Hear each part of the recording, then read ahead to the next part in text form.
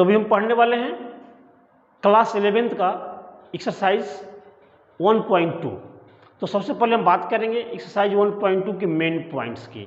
तो आइए देखते हैं इसके मेन पॉइंट्स। तो यहाँ पर लिखा हुआ है हमने पहले से ही कि जो इसके अंदर 3 मेन पॉइंट है। पहला पॉइंट है इम्पीटी सेट और नल सेट, दूसरा पॉइंट है इसका फिनाइट एंड इनफिनाइट सेट, तीसरा है इम्पीटी सेट। तो सबसे पहले बात करेंगे इम्पीटी सेट। इम्पीटी सेट को है या नल सेट भी बोलते हैं या वाइड सेट भी बोलते हैं, ठीक है। इसका जो सिंबल है वो है 5, या इसको ब्रेस के अंदर भी ऐसे लिख सकते हैं, ब्रेस के अंदर भी दिखाया जाता है, ठीक है। अब हम बात करते हैं जो इम्पीडी सेट की। तो ऐसा सेट जिसके अंदर एक भी एलिमेंट न हो, बिल्कुल एक भी एलिमेंट न हो, उसको हम बोलते हैं इम्पीडी सेट। इसका एग्जाम्पल देख लेते हैं।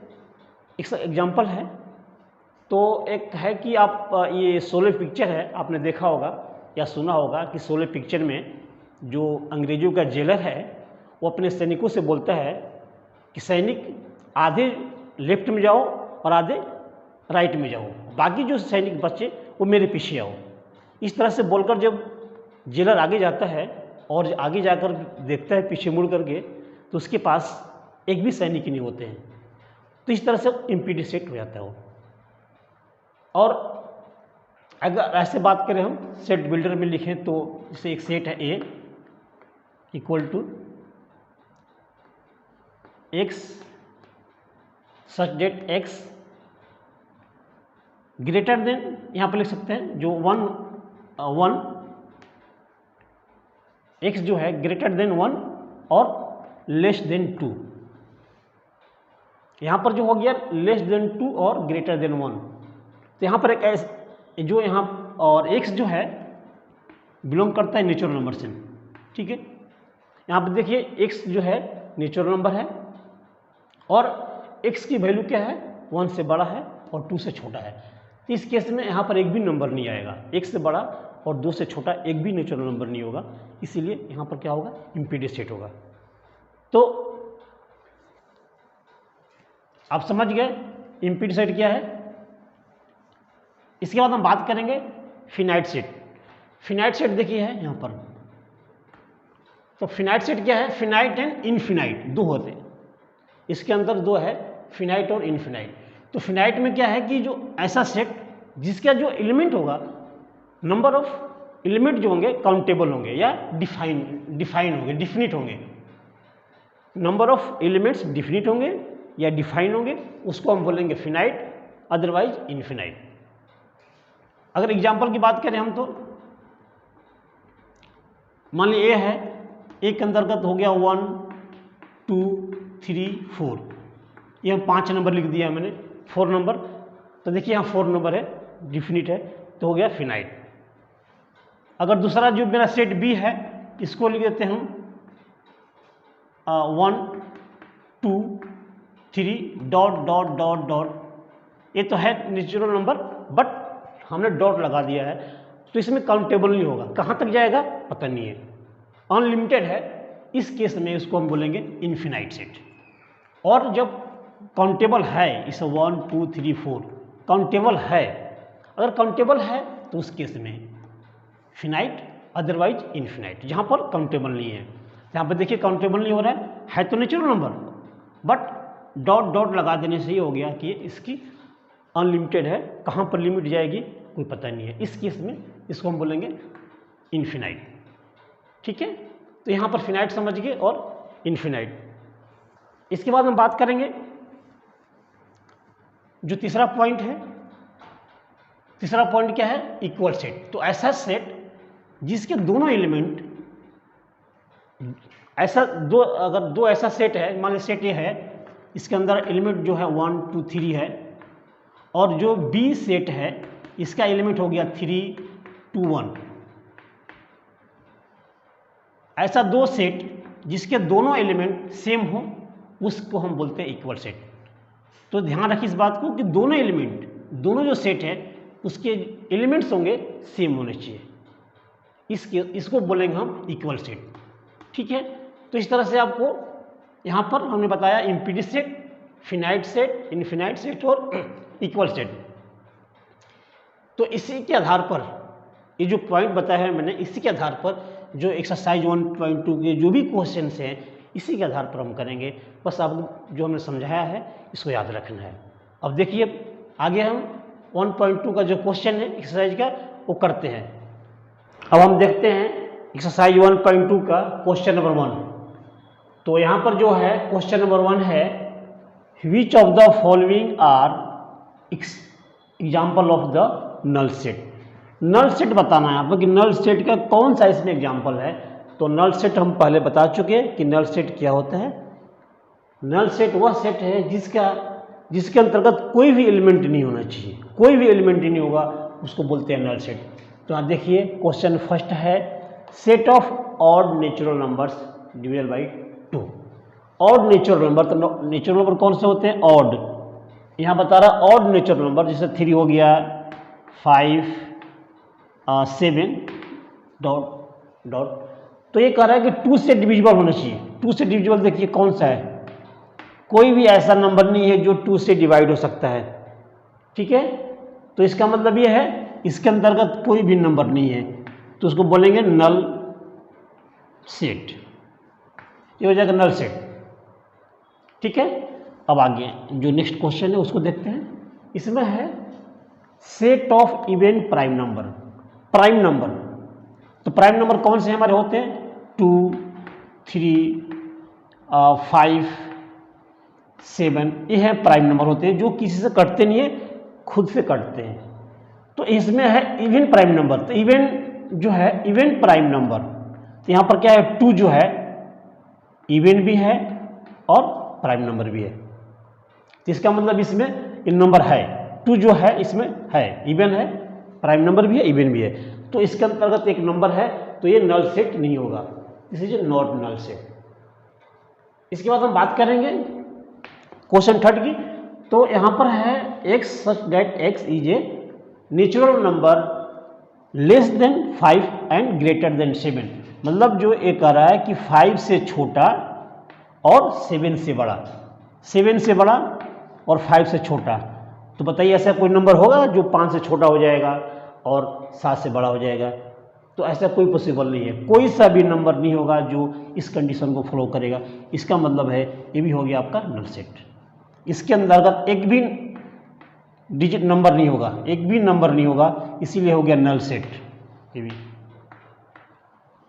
इसके बाद यहाँ पर है x such that y such that y is a point common to any two parallel lines।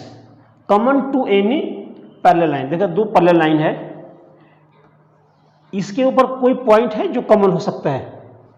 इसके अंदर बोला कि कोई ऐसा पॉइंट बताइए जो इनमें कॉमन हो, बट ऐसा संभव नहीं है, इसमें कोई सा भी पॉइंट कॉमन नहीं होगा, इसीलिए हो गया नल सेट, इसीलिए है null set.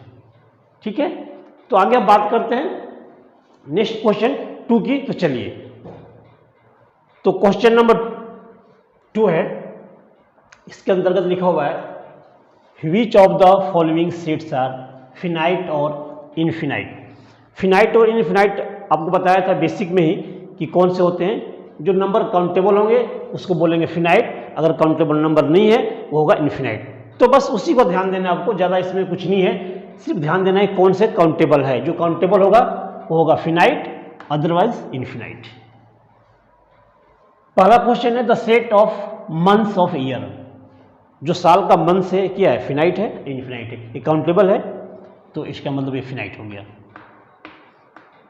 Finite. Month of year finite है, काउंटेबल है। ठीक है, इसके बाद हम बात करेंगे क्वेश्चन नंबर 2 की। तो देखिए यहाँ पर है 1 2 3 डॉट डॉट डॉट डॉट, ये है नेचुरल नंबर, बट इसका कोई भी लिमिट नहीं है, कहाँ तक जा रहा है? इन्फिनिटी तक जाएगा, इसीलिए इसको हम क्या बोलेंगे? इनफिनाइट। फिनाइट ही नहीं है, ये इनफिनाइट हो जाएगा, क्योंकि इसकी कोई लिमिट ही नहीं है कि कहाँ तक जाएगा। अगर फिनाइट होता है तो उसमें नंबर होता है, बाउंड होता है, बट इसमें क्या है 1 2 3 जो है इनफिनाइट हो गया, क्योंकि इसका जो लिमिट नहीं है, अनलिमिटेड तक जा रहा है, तो इसीलिए इसको बोलेंगे इनफिनाइट। अगला क्वेश्चन है, देखिए वहाँ पर 1 2 3 1 2 3 है, फिर लास्ट में डॉट डॉट 99 100। इसका मतलब ये है यहाँ 1 से लेकर के 100 तक के बीच के नंबर है, तो ये क्या है, काउंटेबल है, आप काउंट कर सकते हैं, इसीलिए इसको बोलेंगे फिनाइट। जो नंबर हम काउंट कर सकते हैं वो फिनाइट होगा, जो नंबर काउंट नहीं कर सकते हैं इनफिनाइट होगा। बस इतना ही ध्यान देना है, इसमें ज़्यादा कुछ कोई खास नहीं है। जो क्वेश्चन नंबर 4 है, the set of positive integers greater than 100, greater than 100 के बाद पता नहीं कितने नंबर होंगे, काउंट नहीं कर सकते हम, इसीलिए इसको बोलेंगे इनफिनाइट। काउंट हम नहीं कर सकते इसलिए हो गया इनफिनाइट। जो काउंट कर देंगे वो फिनाइट हो जाएगा। क्वेश्चन 5 है, the set of prime number less than 99, 99 के पहले कितने प्राइम नंबर है ये काउंट कर सकते हैं हम, इसीलिए इसको बोलेंगे हम फिनाइट होगा। ये फिनाइट हो गया। इस तरह से बहुत आसान है, आप इसको देखिए। अब हम बात करते हैं क्वेश्चन नंबर 3 की। तो यहाँ पर है क्वेश्चन नंबर 3, देखिए क्वेश्चन नंबर 3 है, state whether each of the following set is finite और इनफिनाइट। सेम क्वेश्चन सेकेंड में ही था, उसमें भी बताना था कि फिनाइट्स कौन से हैं और इनफिनाइट कौन से हैं, इसमें भी वही करना है। देखिए the set of lines which pass parallel to the x axis, x axis के पैरेलल, अगर मान लीजिए यहाँ पर हम लेते हैं, ये हो गया एक्स एक्सिस, ये वाई होता है, तो इसके पैरेलल कितने लाइन हो सकते हैं, एक्स के पैरेलल काउंट ही नहीं कर सकते हम। और जब काउंट नहीं कर सकते तो क्या होगा, पहले बता चुके हैं, आप गेस कीजिए, पहले बता चुके हैं, जब काउंट नहीं कर सकते हैं जिसको, उसको बोलते हैं इनफिनाइट। इनफिनाइट जो काउंट ही नहीं कर सकते, इनफिनाइट हो गया। ठीक है, अब बात करते हैं क्वेश्चन सेकेंड की। तो the set of letters in the English alphabet, English alphabet आप काउंट कर सकते हैं, तो इसका मतलब ये फिनाइट हो गया। अगर आप बेस को सही से पढ़ लें तो आपको क्वेश्चन करना आसान है, क्योंकि हमारे पास इसमें 3 पॉइंट था बेसिक पढ़ने के लिए, बट उसके आधार पर हम पता नहीं कितने क्वेश्चन बना सकते हैं। इसीलिए मेरा मानना यह है कि पहले आपको बेसिक पर आप लोगों को ध्यान देना जरूरी है, बेसिक को समझ लीजिएगा तो क्वेश्चन करना आसान हो जाता है। अब यहाँ पर जो थर्ड क्वेश्चन है, the set of numbers which are multiple of 5, 5 के मल्टीपल पता नहीं कितने नंबर हो सकते हैं, हम काउंट ही नहीं कर सकते उसको, इसीलिए यहाँ पर भी ये हो गया इनफिनाइट। काउंट ही नहीं कर सकते हम कितने नंबर होंगे 5 के मल्टीपल, इसीलिए हो गया infinite. The set of animals living on the earth, पृथ्वी के ऊपर कितने एनिमल्स हैं इसे काउंट कर सकते हैं, जैसे इंसान को हम काउंट कर सकते हैं, इस प्रकार हम एनिमल भी काउंट कर सकते हैं, इसीलिए हो गया ये फिनाइट हो गया ये। अब यहाँ बात करेंगे हम 5th की, तो the set of circle passing through the origin, जिस तरह से आपका ये बताया था वहाँ पर, अगर ये इसको बोलते हैं ओरिजिन, यह हो गया एक्स एक्सिस, ये वाई एक्सिस, तो इससे पास करने वाले कितने सर्कल बन सकते हैं, आप काउंट कीजिए ना, काउंट करते रहिए कितने सर्कल बनेंगे। तो काउंट नहीं कर सकते हैं, अनकाउंटेबल है, मीन्स जो हम काउंट नहीं कर सकते हैं तो उसको बोलेंगे इनफिनाइट। सीधी सी बात है, जिसको काउंट कर सकते हैं काउंटेबल हो गया यानी फिनाइट हो गया, जो काउंट नहीं कर सकते हैं वो इनफिनाइट हो गया। बस इतना ही ध्यान देना है इस क्वेश्चन में। तो बाकी ये हो गया। अब अगला क्वेश्चन है 4, तो चलिए देखते हैं क्वेश्चन 4 को। तो यहाँ पर क्वेश्चन नंबर 4 की हम बात करें तो क्वेश्चन 4 हमारे सामने है, देखिए बोर्ड पे, in the following state whether A B और नॉट, मतलब इक्वल सेट बताना है हम मेरे को कि इसमें इक्वल कौन सा है। तो जो सेट ए है और बी है, दोनों में जो एलिमेंट्स है उसको देखना है, दोनों में एलिमेंट्स सेम है कि नहीं है। यहाँ पर देखिए ये यहाँ पर ए है, यहाँ बी है, बी बी सी डी, इस सारे एलिमेंट जो हैं, all element of A and all element of B equal है, तो यहाँ पर आप लिख सकते हैं ए इक्वल टू बी। ठीक है, इसके बाद क्वेश्चन सेकेंड की बात करें तो मैं यहाँ पर क्या 4 8 12 16, यहाँ पर जो 4 है यहाँ 4 तो मिल गया, 8 है 8 मिल गया, 12 यहाँ इसके अंदर नहीं है, 12 जो है बी के अंदर नहीं है और 18 जो है ए के अंदर नहीं है। इसका मतलब element of A not belong to element of B, तो यहाँ पर लिखेंगे A not equal to B, A B के बराबर नहीं है। इसके बाद हम बात करें क्वेश्चन थर्ड की, तो यहाँ पर ए है 2 4 6 8 है, इवन नंबर है, और यहाँ जो लिखा हुआ है बी में x such that x is a positive even integer, यहाँ पर लिखा है positive even integer less than, जो एक्स की वैल्यू क्या होगी, लेस देन 10 और इक्वल टू 10। इसका मतलब हो गया 2 4 6 8 और 10, जो ये लिखा हुआ है इसका मतलब यही है ना कि यहाँ पर 2 4 6 8 और 10, और यहाँ भी सेम लिखा हुआ है, देखिए 2 4 6 8 और 10 इक्वल है। इस केस में भी हम लिख सकते हैं कि ये इक्वल बी। अब हम बात करेंगे फोर्थ की, तो यहाँ पर क्या है, x is a multiple of 10, multiple of 10 का मतलब हो गया 10 20 30 40 dot dot dot, but right side में जो लिखा है बी का है 10, आपको मैच कर गया, 15 मैच नहीं किया। इसका मतलब है कि जो इसके एलिमेंट है इसमें मैच नहीं कर रहे हैं, बिलोंग नहीं कर रहे हैं, तो यहाँ पर लिख सकते हैं आप ए नॉट इक्वल टू बी। इस तरह से क्वेश्चन आपका भी आसान था, इक्वल के माध्यम से बता दिया गया क्वेश्चन 4। अब हम बात करेंगे क्वेश्चन नंबर 5 की, तो चलिए देखते हैं। तो हम बात करेंगे क्वेश्चन नंबर 5 की, तो देखिए इसमें लिखा हुआ है are the following pair of sets equal, यहाँ भी इक्वल की बात आ गई है, इसके पहले क्वेश्चन में था इक्वल, तो इसके लिए यहाँ पर क्वेश्चन 1 है 2 3, जो सेट ए है इधर 2 3 है, और जो बी में है x such that x is a solution of, ये जो इक्वेशन दिया है, इक्वेशन का सोल्यूशन किया है, तो इसका इक्वेशन का सोल्यूशन निकाल देते हैं कि यहाँ पर रीजन भी देना है हमको। यहाँ तो कन्फर्म है कि सेट ए में है 2 3 है, बट बी में कौन सा नंबर है ये पता नहीं है मेरे को, तो इसके लिए हम क्या करते हैं, इसको सॉल्व करते हैं। देखिए सॉल्व कर लीजिए, यहाँ पर यहीं पर कर देते हैं x square plus 5x plus 6 equal to 0। तो आपको पहले मालूम होगा इसको कैसे करेंगे, 10th क्लास पढ़ चुके आपने, तो बाई मिडिल टर्म एक्सप्लिट कर लेते हैं इसको।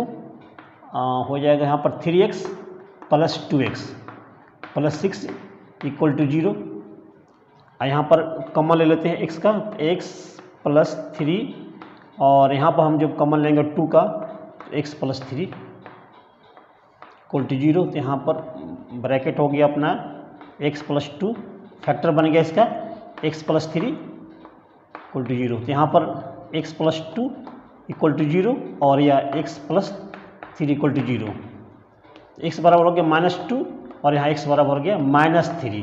इसका मतलब ये है जो इसका सोल्यूशन होगा -2 होगा और -3 होगा, बट जो a का जो है, जो a है, a सेट के अंदर क्या है 2 और 3 है, और b के अंदर क्या है -2 और -3। इसका मतलब जो है ये दोनों जो सेट है नॉट इक्वल हो गया, not equal, set a and set b is a not equal, because जो देख लिया आपने इसके अंदर जो एलिमेंट है 2 और 3 है, और इसका जो सोल्यूशन किया था मैंने, इसका -2 और -3 आ गया, ठीक है, तो इसमें नॉट इक्वल हो गया है। अब हम बात करेंगे जो सेकंड का, तो एक अंदर लिखा हुआ है letter in the world follow, तो इसके अंदर कौन से जो इसके एलिमेंट हो जाएंगे, जो इसके एलिमेंट हो जाएंगे F, अगर हम एलिमेंट की बात करें FOL W, इसके एलिमेंट हो जाएंगे FOLW, और इसके एलिमेंट कौन हो जाएंगे लेटर इन द वुल्फ, इसके भी जो हम लेटर निकालेंगे रोस्टर फॉर्म में, इसको लिख लेते हैं, इसमें सेट बिल्डर फॉर्म में है, इसको हम रोस्टर फॉर्म में लिख के देख लेते हैं WOLF। देखिए यहाँ पर W भी मैच कर गया, O भी कर गया, L भी कर गया है, A भी कर गया। इसका मतलब जो इसके एलिमेंट होंगे A के, वही एलिमेंट B के भी हैं, तो इस केस में हम कह सकते हैं सेट इक्वल है, set A and B are equal, दोनों इसमें इक्वल हो गए, ठीक है, बट पहले में इक्वल नहीं था, क्योंकि जो इसका एलिमेंट था 2 3 और B का जो एलिमेंट आया था -2 और -3, ठीक है। तो हम बात करेंगे अब अगले क्वेश्चन की, तो चलिए देखते हैं नेक्स्ट क्वेश्चन 6 की। तो क्वेश्चन नंबर यहाँ पर है 6। तो क्वेश्चन नंबर 6 की बात करें तो देखिए लिखा हुआ है from the sets given below select equal sets. जो यहाँ पर सेट दिया हुआ A B C D E F G H, तो इसमें बताना है मेरे को किसमें से कौन जो सेट से इक्वल है। ठीक है, यहाँ पे देखिए A हम कंपेयर करते हैं, यहाँ पर ये दोनों इक्वल नहीं है। और अगर हम बात करें इसकी B की, B और D, देखिए B के सारे एलिमेंट जो है 1 2 3 4 मैच कर रहे हैं। तो यहाँ पर हम लिख सकते हैं कि B इक्वल टू D, एक 3 मैच कर गया। और कौन से मैच कर रहे हैं यहाँ पर देखिए, ये है, ये दोनों मैच कर रहे हैं E और G। यहाँ पर E इक्वल G, ये मैच कर रहा है और बाकी कोई सही मैच नहीं कर रहा है। तो इसका आंसर ये हो जाएगा B equal D, E equal to G। बस सिंपल सा है, आपको सिर्फ केवल बेसिक पर ध्यान देना है। जो बेसिक पहले बताते हैं उस पर ध्यान देना है, उसके आधार पर आप कोई भी क्वेश्चन इजी तरीके से कर सकते हैं। ठीक है, तो इस तरह से जो एक्सरसाइज 1.2 है मेरा कंप्लीट हो गया है। अब हम बात करेंगे अगले जो एक्सरसाइज की 1.3 की। तो चलिए मिलते हैं अगले वीडियो में 1.3 में। Thank you.